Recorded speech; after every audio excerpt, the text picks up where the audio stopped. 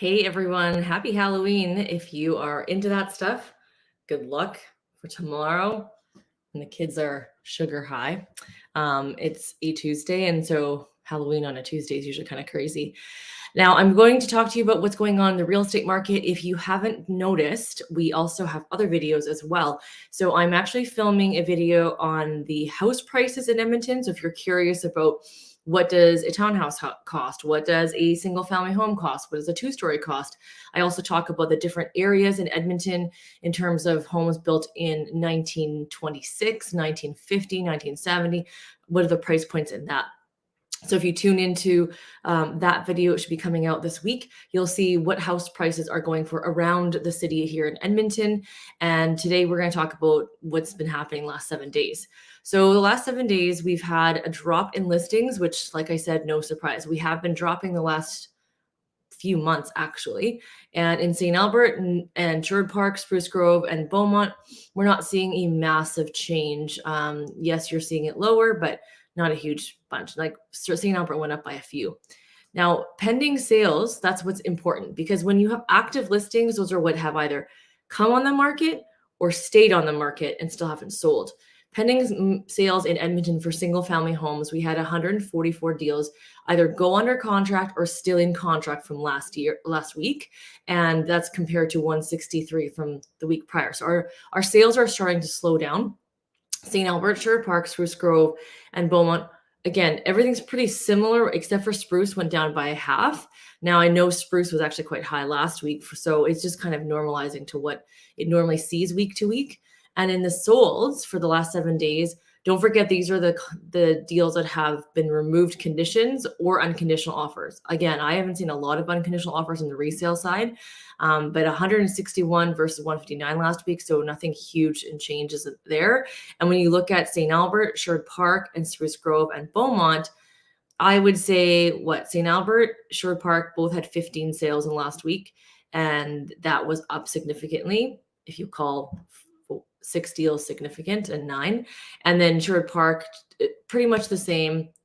Sherwood Park is and St. Albert pretty much the same. And then Spruce Grove and Beaumont are the ones that were similar.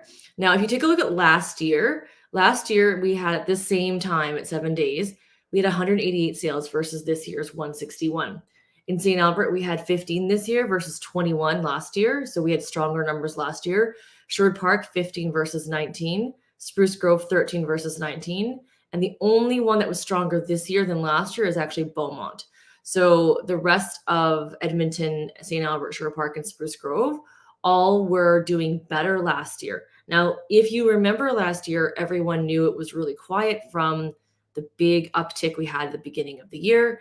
If you haven't been around until now, you'll not realize that the market actually took a very big dip come May of 2022, and it has continued to decline. Now, that doesn't mean that there's nothing selling. It doesn't mean that the prices have dropped significantly. That's not true at all. The sales activity is just more for this week right now is just a typical slower time. If you take a look at St. Albert, for example, 15 versus 21, that's not a massive difference. It's 6. Edmonton versus like from last year to this year at 188 versus 161. In the grand scheme of things, when there's 1 million people living in Edmonton and that's 20 sales, you can imagine that's not much of a huge change in that in terms of compared to last year. So what I had been mentioning in my other market stats is typically we've been normalizing. And so a normal Edmonton market from about September with a little uptick in September, back down in October, November goes slower, December gets slower, January, it's hit or miss. Usually it's quite slow. Everyone's recovering from Christmas. And then February, it starts to take off in terms of listings coming on the market, sales start to pick up. March, it gets busy. And March to May is like the peak of the market. So if you're thinking about selling, that's usually when you want to plan. And I always say you want to plan to beat the market. So you want to come on in February versus May. We see a lot of sales in those 3 months. And then it gets a little bit quieter June and July. And then it gets July and August quieter. So if you look at this year, you can see that it followed the normal trend. It's the first year in the last few years that it actually followed the trend. I will talk about this in a couple months when we do the 2023 recap of what's happened in Edmonton's real estate market. So you can give an overall view as to, how did Edmonton's real estate market do for this year? If you're looking at this video wondering how the real estate market's doing currently right now, what I want takeaways for you as a buyer, you can make decisions without having to make decisions in 2 minutes. So that's a big plus and a win.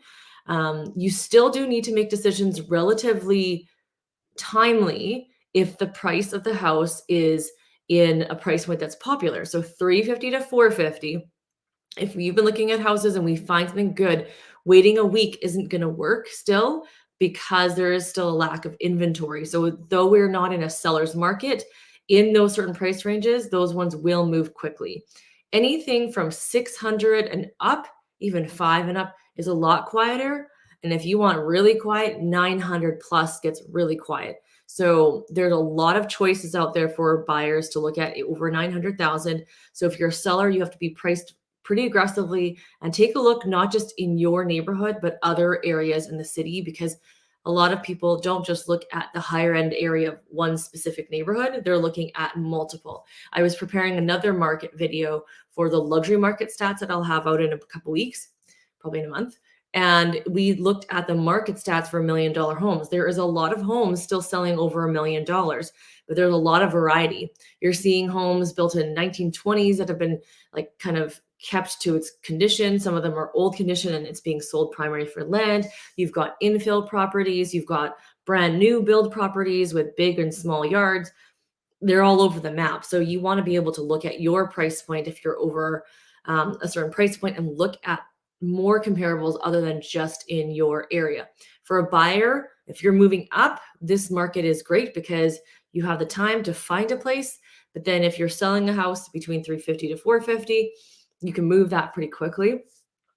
Even now, so it's November tomorrow, which is crazy. November, December, I typically say if you don't need to sell and you're not in a rush, let's plan to sell in January, which means we talk now to plan for January, February. We have to put together a strategy.